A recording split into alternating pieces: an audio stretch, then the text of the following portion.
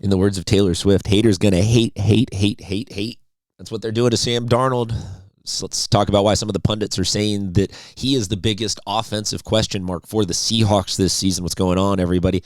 Christian Pedersen back with another episode of Seahawks Digest, the show that does want football back more than anything. OTAs, mock drafts, all that kind of stuff is fun, and I appreciate you guys all following along as we do this daily content dance, but give me some real football so that we stop getting stupid articles of people talking about Sam Darnold and him allegedly being the biggest question mark in this offense this season. It just, I understand that people got to find things to write. People got to find things to talk about. But this one just, it feels like people are really grasping to try and come up with narratives that might poke some holes in the Seahawks' ability to win back to back to back to back.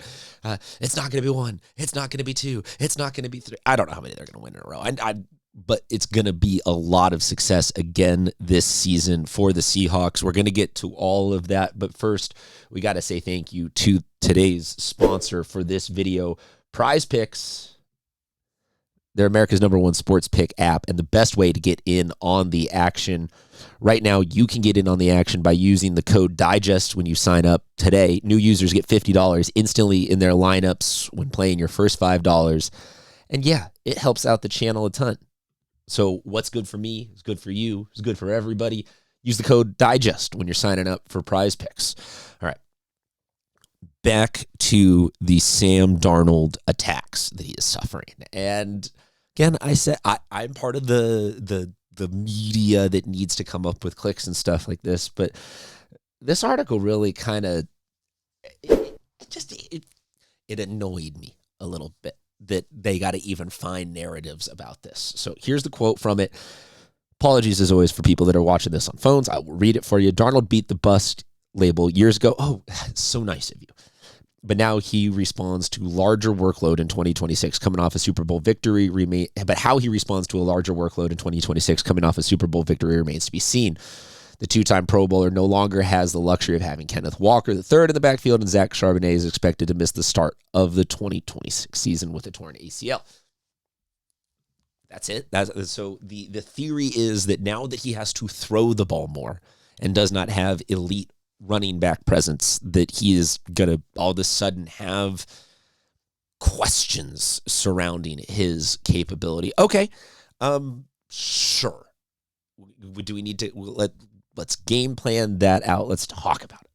I think for me, the first thing to talk about is this right here. You look at his career numbers. It was very polite of this guy to say that, oh, he's beat the bust thing.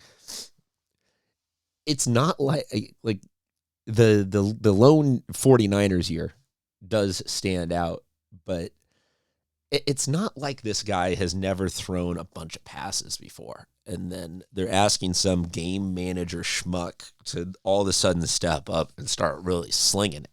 Like, they're not asking him to be to jump from being Alex Smith to being Colt Brennan. The numbers are pretty consistent that he has had a lot of passing over his career, especially though the last two seasons, he has really ramped it up and throwing, 4,000 yards, 25 TDs last season. I would assume that already shows that he's capable. Plus the urge to just say that the running back situation is going to be a massive fall off.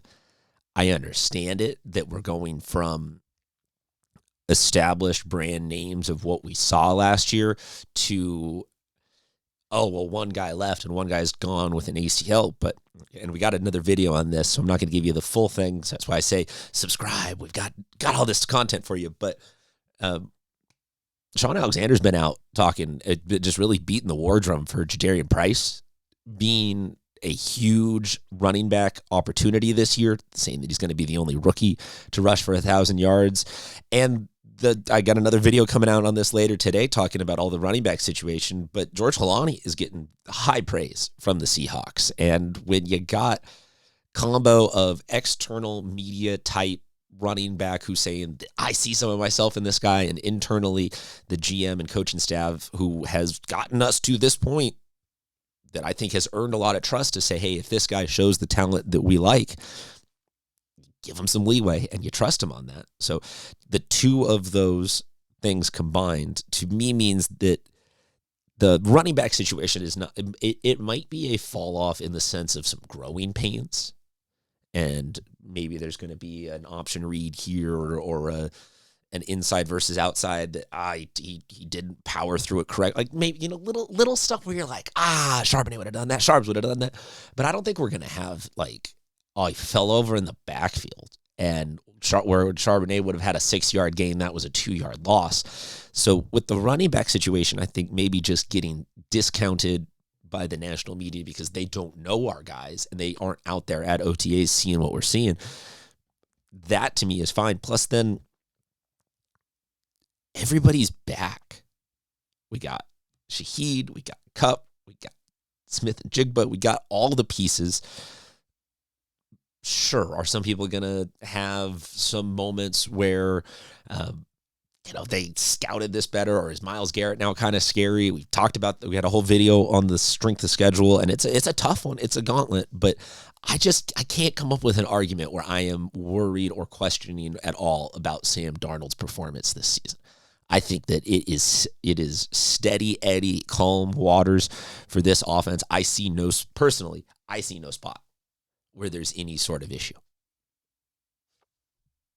I'm curious what you guys think. I feel like this is external national media scrambling, trying to come up with something to poke some holes in the defending champs. Let me know what you think. Before we get out of here, got to say thank you again to Prize Picks, our wonderful sponsor, America's #1 sports pick app, and the best way to get in on all the action. And I told you, we're going to want to get in on that action using the code DIGEST.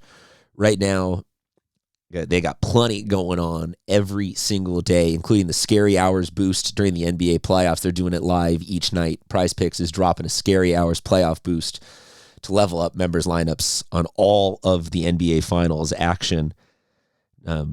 If Prize Picks had an option for whether or not the city of New York was going to get burned down by the crazy fans celebrating, I would take that. If not, you can still get in on all the different player options. They got Flex Fridays is back in full swing. Boost your end of the week by using your Flex Friday payout to boost 40% higher. Or if you're like me and you like tacos and you like the day Tuesday, you can use their Taco Tuesdays. Those aren't going anywhere. Their board is serving up discounted projections all Tuesday long, every Tuesday. Code DIGEST when you go on to Prize Picks. That'll do it, guys. Keep the faith. Football is one day closer. Thanks for tuning in.